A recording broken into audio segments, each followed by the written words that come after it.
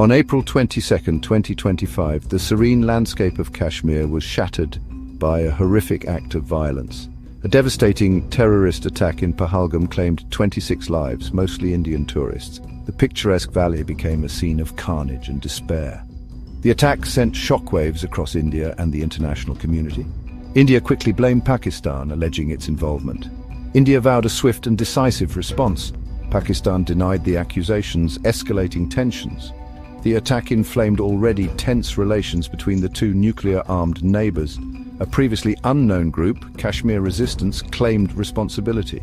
The attack raises concerns about evolving terrorism in the region. It underscores the volatility of the Kashmir issue. The international community condemned the attack, calling for peace. India, fueled by public outrage, appeared determined to hold Pakistan accountable. The region faces an uncertain future with potential for further violence. India's response to the Kashmir attack has been swift and multifaceted, encompassing diplomatic, economic and military measures. Determined to isolate Pakistan internationally, India launched a diplomatic offensive, briefing diplomats from over 100 missions. Prime Minister Modi personally contacted world leaders, presenting evidence of Pakistan's alleged involvement in the attack. India wasted no time in taking concrete actions against Pakistan. Diplomatic ties were downgraded and Pakistani visas were revoked. In a move that sent shockwaves across the region, India announced the suspension of the Indus Waters Treaty, a crucial agreement governing water sharing between the two countries. Furthermore, India expelled several Pakistani diplomatic staff and visitors, signaling a further deterioration in bilateral relations. The Indian government also launched a sweeping crackdown in Kashmir, arresting hundreds of individuals suspected of having links to separatist groups or Pakistan.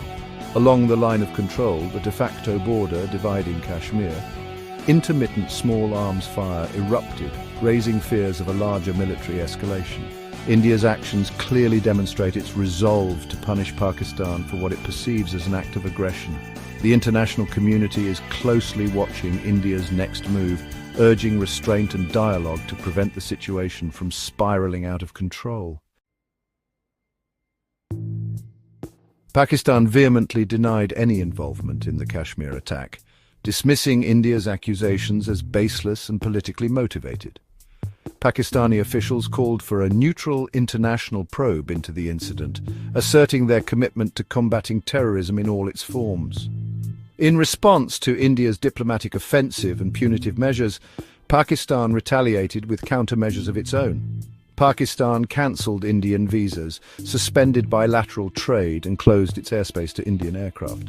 The Pakistani government also suspended its participation in several bilateral treaties with India, including agreements related to the line of control and the ceasefire agreement.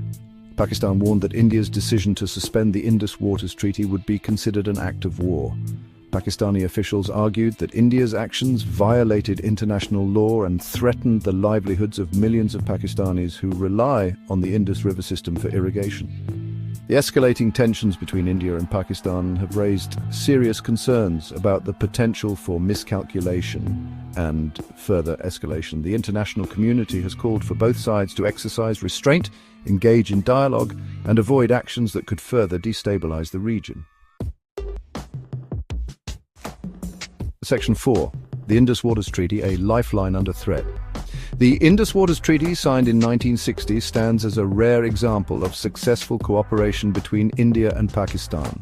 This treaty, brokered by the World Bank, governs the sharing of water resources from the Indus River system, a lifeline for both countries, particularly Pakistan. The treaty allocates the waters of the three eastern rivers, the Beas, Ravi and Sutlej, to India, while Pakistan has control over the three western rivers, the Indus, Jhelum and Chenab. India's decision to suspend the Indus Waters Treaty has far-reaching implications for Pakistan. Over 80% of Pakistan's agriculture relies on the Indus River system. The suspension of the treaty threatens to disrupt water flow to Pakistan's agricultural heartland, potentially leading to food shortages and economic instability. The treaty allows India to build hydroelectric projects on the western rivers, subject to certain technical specifications and data sharing with Pakistan. However, India and Pakistan are currently engaged in arbitration at The Hague over two Indian hydroelectric projects, highlighting the existing tensions over water sharing. India's move sets a dangerous precedent, demonstrating its willingness to use water as a weapon in its conflict with Pakistan. The suspension of the treaty has further eroded trust between the two countries and jeopardized a crucial mechanism for cooperation.